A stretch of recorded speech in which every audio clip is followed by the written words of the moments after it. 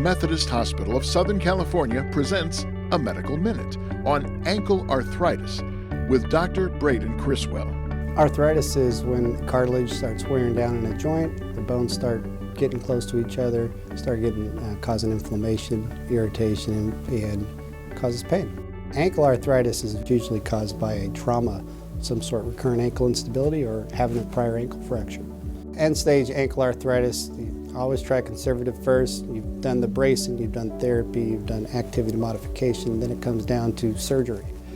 Surgical options are nowadays mainly ankle replacement or ankle fusion.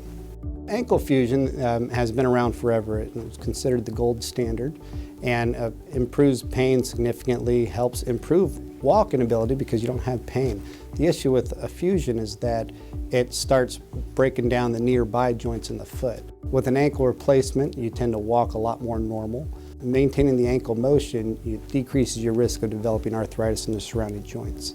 So if a person comes in with ankle arthritis and arthritis in surrounding joints, I'd recommend more of an ankle replacement for those people to maintain that motion in the ankle joint. The success of ankle replacement or ankle fusion surgery is very, very good. In the 90% people have significant pain relief, improved quality of life, and they're back on their feet doing the things they enjoy to do.